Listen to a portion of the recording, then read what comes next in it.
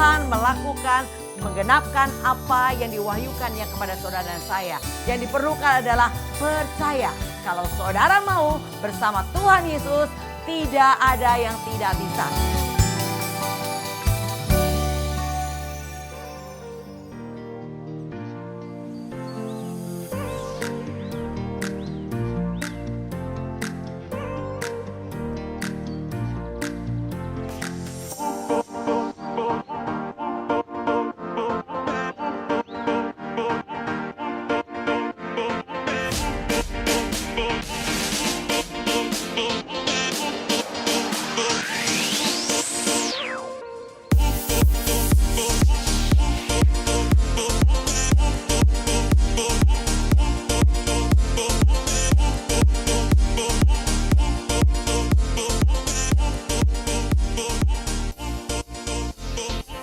Shalom sahabat Penobos, salam jumpa kembali bersama GOB Generation of Breakthrough. Hari ini saya akan bawakan satu tema, iman dan janji Tuhan. Sebelumnya mari kita satukan hati kita berdoa. Haleluya, betapa kami berbahagia untuk kembali kesempatan Tuhan percayakan. Kami menerima pembelajaran firman-Mu. Mari Allah Roh Kudus berfirmanlah, kami siap mendengarkan. Biar nama Tuhan yang dimuliakan dalam nama Tuhan Yesus. Haleluya, amin. Sahabat Penobos, bacaan kita dari 2 Petrus 3 ayat ke-9. Tuhan tidak lalai menepati janjinya. Sekalipun ada orang yang menganggapnya sebagai kelalaian, tetapi ia sabar terhadap kamu, karena ia menghendaki supaya jangan ada yang binasa, melainkan supaya semua orang berbalik dan bertobat. Amin, saudara. Salah satu janji Tuhan yang belum tergenapi hingga saat ini adalah janji kedatangannya. Semua sudah digenapi, kelahirannya dan bagaimana perjalanannya di dalam karya penebusannya di kayu salib. Semua sudah dilakukannya. Tinggal satu yang kita nantikan, yaitu kedatangannya untuk kedua kali. Dan waktu yang terdekat ini adalah pengangkatan orang percaya, di mana orang yang sungguh-sungguh yang mati dalam Tuhan pertama akan dibangkitkan, dan kita yang hidup diubah dalam tubuh kemuliaan. Jadi saudara, karena belum terwujudnya janji ini, kadang-kadang kita seringkali mendapat ejekan ya dari banyak orang lain. Jadi bagaimana kita tetap beriman menantikan janjinya di tengah cemoohan orang lain yang berkata, mana katanya Tuhan mau datang. Coba kita baca ya dari 2 Petrus 3 ayat 3 dan 4. Yang terutama harus kamu ketahui ialah bahwa pada akhir-akhir zaman akan tampil pengejek-pengejek dengan ejekan-ejekan, yaitu orang-orang yang hidup menurut hawa nafsunya. Kata mereka, di manakah janji tentang kedatangannya itu? Sebab sejak bapak-bapak leluhur kita meninggal, segala sesuatu tetap seperti semula dan waktu dunia diciptakan. Ya saudara, di zaman akhir ini akan muncul tadi yang dikatakan pengejek-pengejek. Saudara dan saya yang bertekun di dalam Tuhan mungkin seringkali mendengar, mana katanya Tuhan Yesus mau datang. Sampai hari ini belum datang juga. Dari zaman kakek nenek opa oma kita sudah bilang Tuhan Yesus mau datang, tapi belum datang juga. Nah, saudara akan mendengar ejekan-ejekan seperti itu. Tapi mari saudara tetap berpegang teguh pada janji Tuhan yang pasti akan digenapi. Kalau janji kelahirannya, janji karya penebusannya itu sudah digenapi, dan saya percaya kedatangannya juga pasti akan digenapi. Jadi walaupun saudara mendengar ejekan-ejekan seperti itu yang tidak pernah berhenti sampai hari ini, jangan pernah iman saudara menjadi gugur. Jangan membuat saudara jadi berkata iya juga ya, dan akhirnya saudara tidak lagi menanti-nantikan Tuhan. Saya mau katakan, tetaplah beriman di tengah ejekan saudara. Percayalah, Tuhan pasti datang menjemput kita. Seperti janjinya, ia pergi ke rumah Bapa untuk menyediakan tempat tinggal, dan pada saat sudah siap, saudara dan saya akan dijemput untuk ada di tempat di mana Tuhan berada. Yang kedua saudara, bagaimana caranya kita tetap beriman menantikan janjinya? Yang kedua adalah tetap percaya kuasa firman Tuhan. 2 Petrus 3 ayat 5 sampai dengan 7 dikatakan demikian. Mereka sengaja tidak mau tahu bahwa oleh firman Allah langit telah ada sejak dahulu, dan juga bumi berasal dari air dan oleh air. Dan bahwa oleh air itu bumi yang dahulu telah binasa dimusnahkan oleh air bah. Tetapi oleh firman itu juga langit dan bumi yang sekarang terpelihara dari api dan disimpan untuk hari penghakiman dan kebinasaan orang-orang fasik. Saudara, tetaplah percayakan kuasa firman, karena segala hal yang ada di muka bumi ini semua terjadi karena kuasa firman Tuhan. Tuhan katakan jadilah gelap, maka gelap jadi. Jadilah darat, maka darat jadi. Jadilah hewan di darat, maka hewan di darat jadi. Dengan perkataan Tuhan menciptakan segala sesuatu, saudara. Jadi percayalah akan kuasa firman. Tuhan berfirman dan semua yang dikehendakinya itu jadi. Bahkan dikatakan di dalam Yesaya 55 ayat ke-11. Demikianlah firmanku yang keluar dari mulutku. Ia tidak akan kembali kepadaku dengan sia-sia, tetapi ia akan melaksanakan apa yang kukehendaki dan akan berhasil dalam apa yang kusuruh kepadanya. Ya saudara, apa yang keluar dari perkataan Tuhan tidak akan berlalu dengan sia-sia. Dikatakan di sini, ia akan melaksanakan apa yang kukehendaki dan akan berhasil dalam apa yang kusuruhkan kepadanya. Jadi demikian saudara, perkatakan firman maka firman itu jadi saudara. Kita saudara dan saya diciptakan segambar dan serupa dengan Allah. Allah menciptakan segala sesuatu dengan perkataan. Demikian juga saudara dan saya, kita punya kuasa untuk memperkatakan segala sesuatu dan apa yang kau katakan itu jadi. Kalau kau perkatakan baik, maka baik yang akan datang. Kalau kau perkatakan buruk, maka yang buruk itu yang akan datang menghampiri. Jadi seperti dikatakan, mati hidup manusia ditentukan oleh lidah. Barang siapa sering menggemakannya itu akan memakan buahnya. Jadi saudara, mari saudara kita belajar. Tidak ada yang mustahil bagi Tuhan. Tidak ada yang mustahil bagi saudara dan saya. Jadi kalau saudara menghadapi keadaan yang mustahil, iman saudara mulai goyah dengan apa yang saudara lihat, apa yang saudara dengar, apa yang saudara hadapi. Saya mau katakan, percayalah akan kuasa firman Tuhan. Firman Tuhan punya kuasa yang hebat. Dia bisa mengadakan yang tidak ada menjadi ada. Dan itu adalah iman. Kalau saudara punya iman, sebiji sesawi saja engkau bisa memindahkan gunung. Artinya saudara bisa melakukan banyak hal yang besar asalkan kau percaya. Ya, bagaimana kita beriman menantikan janjinya, yaitu tetaplah berserah kepada kedaulatan Tuhan. Kita baca 2 Petrus 3 ayat 8 sampai dengan 10. Akan tetapi saudara-saudara yang kekasih, yang satu ini tidak boleh kamu lupakan, yaitu bahwa di hadapan Tuhan satu hari sama dengan 1000 tahun dan 1000 tahun sama seperti satu hari. Tuhan tidak lalai menepati janjinya, sekalipun ada orang yang menganggapnya sebagai kelalaian, tetapi ia sabar terhadap kamu, karena ia menghendaki supaya jangan ada yang binasa, melainkan supaya semua orang berbalik dan bertobat. Tetapi hari Tuhan akan tiba seperti pencuri. Pada hari itu langit akan lenyap dengan gemuruh yang dahsyat, dan unsur-unsur dunia akan hangus dalam nyala api, dan bumi dan segala yang ada di atasnya akan hilang lenyap. Ya, yang ketiga tadi, tetap berserah pada kedaulatan Tuhan. Tuhan punya janji. Kalau saudara baca dalam Hosea 6 ayat kedua, ia akan menghidupkan kita sesudah 2 hari. Pada hari yang ketiga ia akan membangkitkan kita dan kita akan hidup di hadapannya. Saudara perhatikan, kalau dikatakan tadi bacaan kita 2 Petrus 3 di ayat yang ke-8, akan tetapi saudaraku yang kekasih, yang satu ini tidak boleh kamu lupakan, yaitu di hadapan Tuhan satu hari sama seperti 1000 tahun dan 1000 tahun sama seperti satu hari. Dan saudara, kita kembali bacaan tadi Hosea 6 ayat kedua, ia akan menghidupkan kita sesudah 2 hari. Kita ada di hari ini saudara, yaitu sesudah hari kedua. Kita ada di tahun ke-2024 dan kita sudah ada di hari ketiganya Tuhan atau setelah hari kedua. Apa yang Tuhan akan buat? Dikatakan iya, Tuhan akan menghidupkan saudara dan ia akan membangkitkan saudara dan saya dan kita akan hidup di hadapannya. Ini adalah hari dan waktu di mana Tuhan bisa saja memanggil saudara hari ini.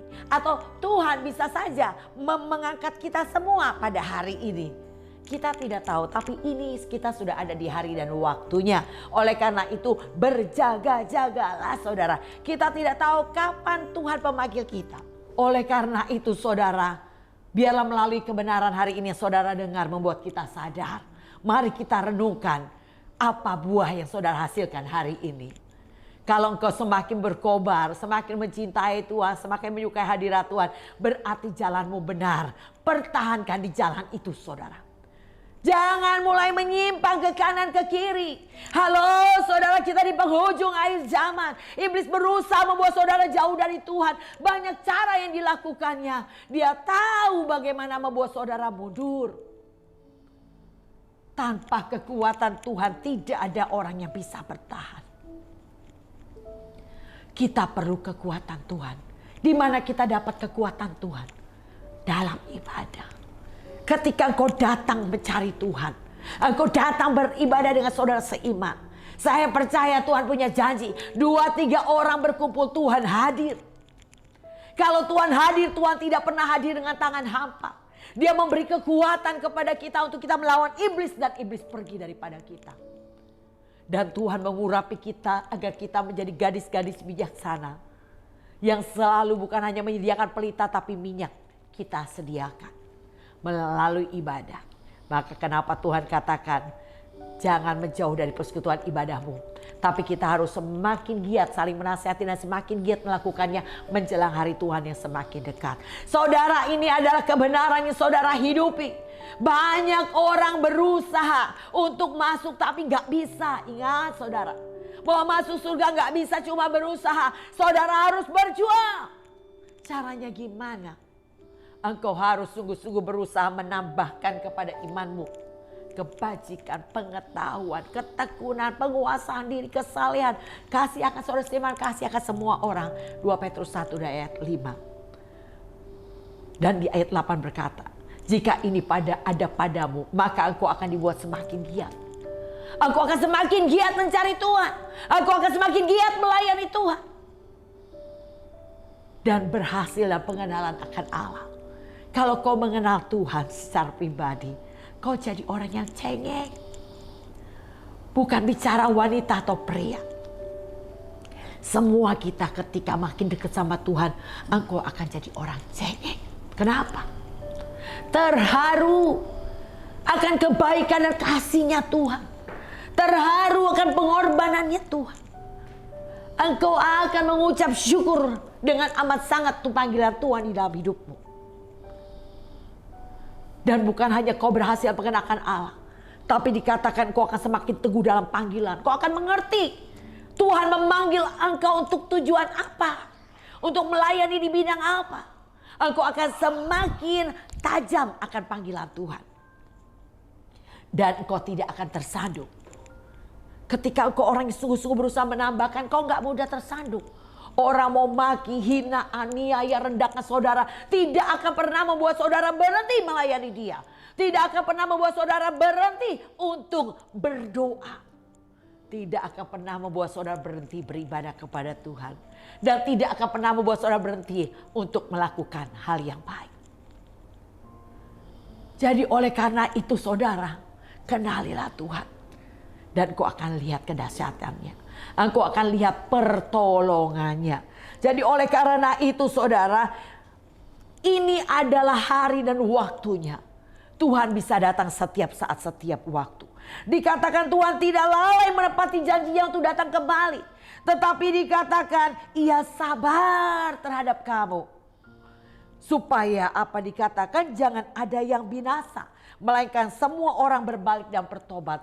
Ini yang Tuhan kehendaki. Tapi ingat saudara, ada waktunya terlambat. Ibrani 12 ayat 17 dikatakan demikian. Sebab kamu tahu bahwa kemudian ketika ia hendak menerima berkat itu, ia ditolak. Sebab ia tidak beroleh kesempatan untuk memperbaiki kesalahannya, sekalipun ia mencarinya dengan mencucurkan air mata. Ya, ada waktunya terlambat. Ketika Tuhan mau bagi-bagi berkat kepadanya ditolak. Kenapa? Karena ia tidak lagi beroleh kesempatan. Sekalipun mencarinya dengan mencucurkan air mata, udah terlambat saudara.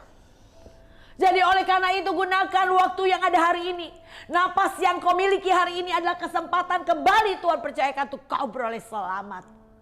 Gunakan satu hari yang Tuhan berikan ini untuk melakukan apa yang baik. Jangan seperti seseorang ketika saya baca buku neraka.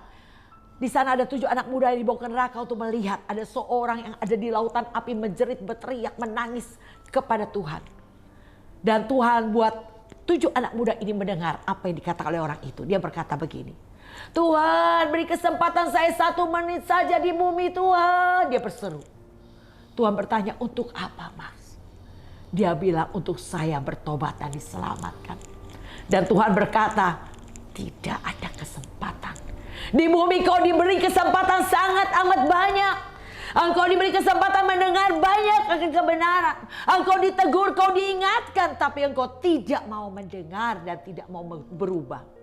Sehingga maut menjemputmu dan engkau tidak punya kesempatan. Saudara, saya mau katakan jangan ada seorang pun di antara kita yang masuk neraka. Neraka adalah tempat penghukuman kekal. Penderitaannya tidak ada habis-habis. Hari ini masih ada kesempatan. Mari belajar, terimalah prosesmu dengan ucapan syukur. Yang penting kau berdoa. Tuhan janji Matius 26 ayat 41. Berjaga-jaga tetap berdoa supaya kau tidak jatuh dalam pencobaan. Engkau tidak akan jatuh dalam pencobaan kalau kau berdoa. Kenapa? Karena ketika kau berdoa, engkau sedang menyerahkan hidupmu kepada Tuhan.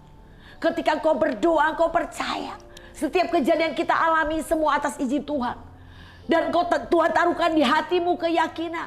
Tuhan tidak pernah merencanakan kecelakaan dalam hidupmu. Rancangan Tuhan adalah damai sejahtera dan hari depanmu yang penuh harapan. Yang diperlukan kau tetap berdoa. Iblis berusaha kau membuat engkau berhenti berdoa. Dengar, saya mau katakan, jangan ikuti kemauan iblis. Dia tidak pernah memberi jaminan keselamatan jiwamu. Datanglah kepada Tuhan, beri hidupmu kepada Tuhan, percayakan prosesmu sama Tuhan. Tuhan adalah penjunan kita yang hebat. Dia akan memproses saudara menjadikan indah pada waktunya. Yang penting serahkan semua kepada Tuhan, suka-sukanya Tuhan. Tuhan mau proses kayak apapun terserah Tuhan.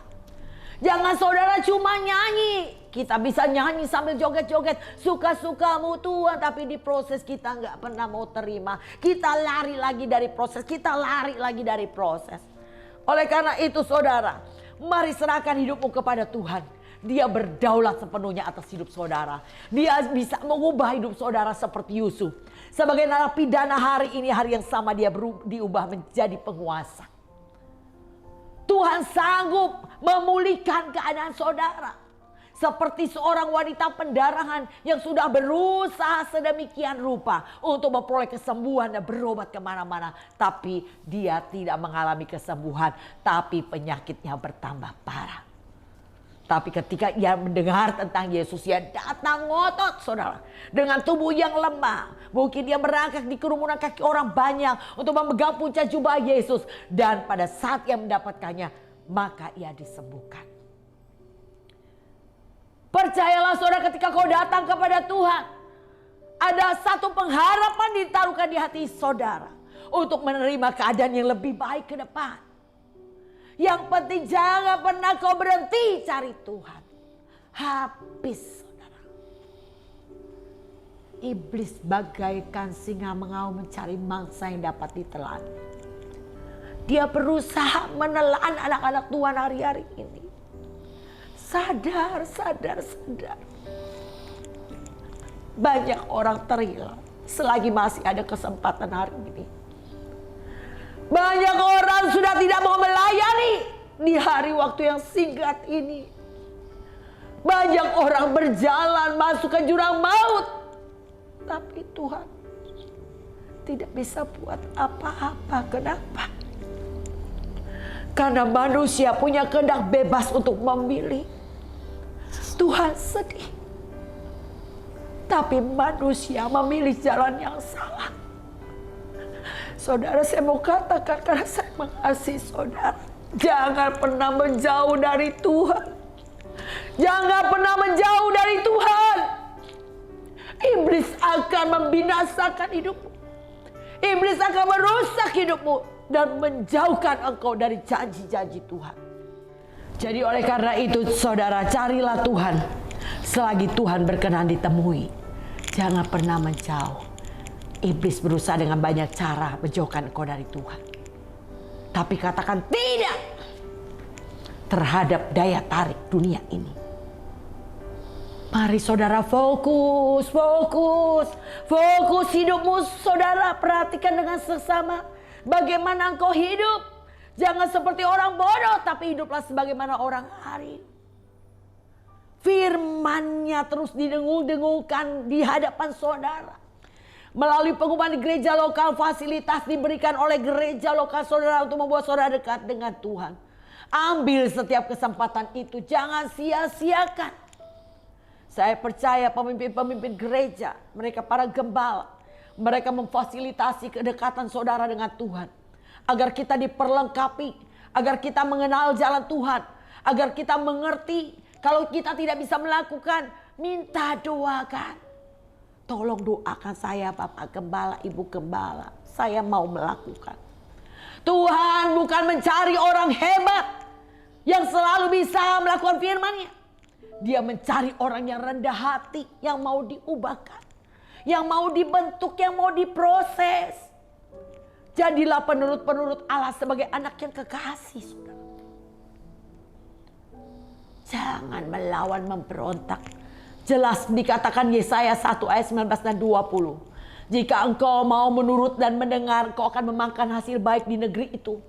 Tetapi jika engkau melawan dan memberontak, engkau akan dimakan oleh pedang. Sungguh Tuhan yang mengucapkannya. Saya mau katakan kepada saudara, ini adalah janji. Menurut, mau mendengar, menurut.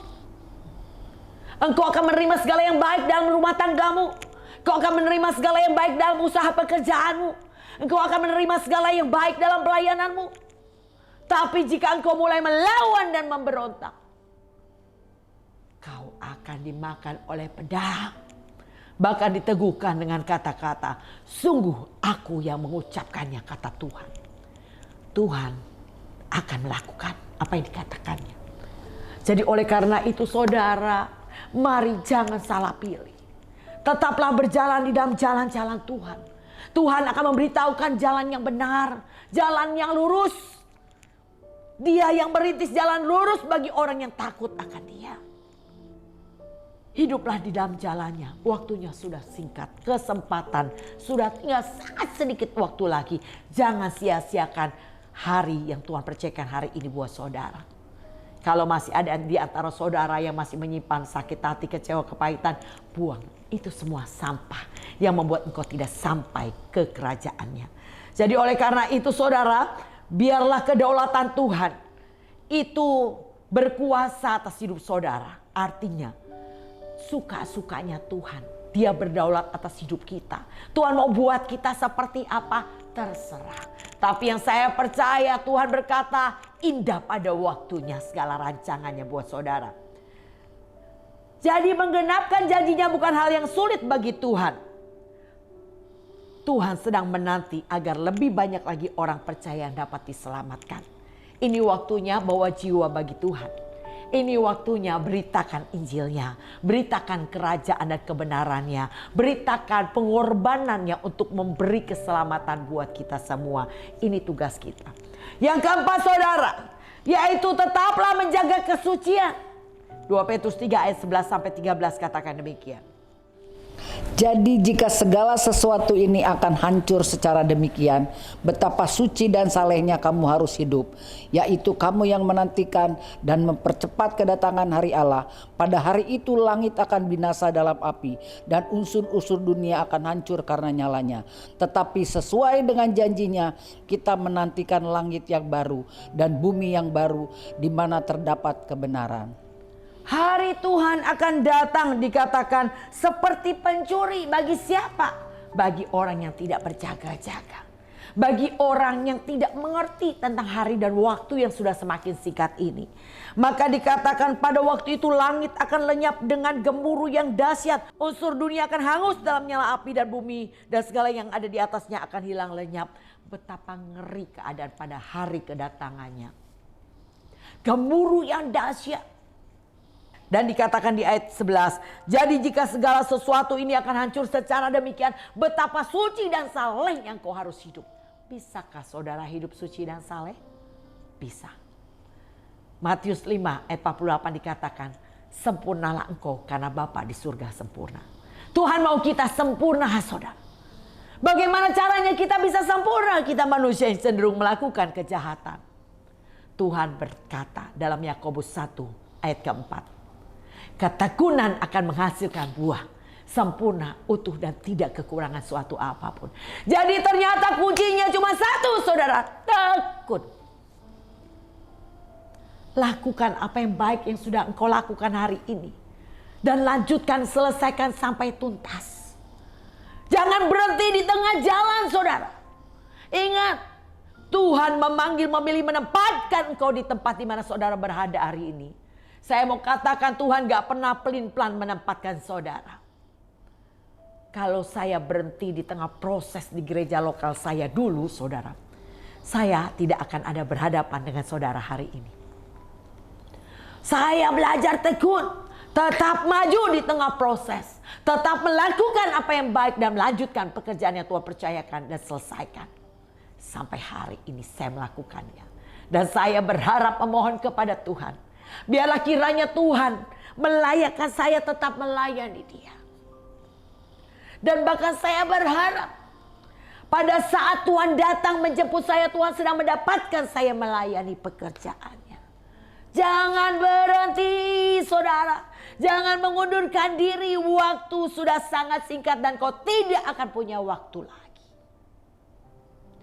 Sebuah pohon yang ditanam di sebuah halaman, ketika dia sudah tumbuh bunga untuk menghasilkan buah, lalu dicabut, dipindah ke halaman yang berbeda, maka pohon itu tidak akan melanjutkan proses dari bunga menjadi buah. Dia akan kering dulu, rontok dulu daun-daunnya. Masih ada kesempatan tumbuh? Mungkin masih bisa. Tapi perlu waktu memulai kembali pertumbuhan. Saudara, saya mau katakan hari sudah sangat singkat. Kapan saja Tuhan bisa panggil saudara dan saya. Saudara tidak punya waktu mengulang lagi proses pertumbuhan saudara. Hari ini di mana saudara berada, saya mau katakan, lanjutkan prosesmu. Jangan berhenti. Banyak yang berusaha membuat saudara mental. Tapi jangan mau, saudara. Ini waktunya bertahan sampai garis finish. Jadi saudara, ini yang harus kita lakukan. Sementara menantikan janji Tuhan yang pasti digenapi. Yang perlu kita persembahkan kepada Tuhan, hidup suci dan saleh. Tetaplah tekun tertanam di gereja lokal. Ikuti setiap pengajaran dan fasilitas yang diterima oleh saudara di gereja lokal. Dan lakukan di setiap kesempatan.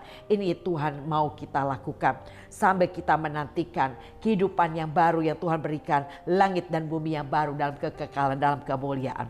Saudara, janji kedatangannya adalah pasti. Oleh karena itu mari saudara persiapkan diri saudara sedemikian rupa. Dengan menjaga hidup kita. Agar saat Tuhan datang kembali kita kedapatan tak bercatat dan tak bernoda di hadapan Tuhan. Tuhan Yesus memberkati sahabat penerobos. Tetap semangat, tetap maju di dalam Tuhan. Bertekun dalam setiap pengajaran para rasul. Bukan hanya mendengar tapi lakukan. Dan mari tetaplah dengan imanmu kepada Yesus. Jangan lepaskan kepercayaanmu.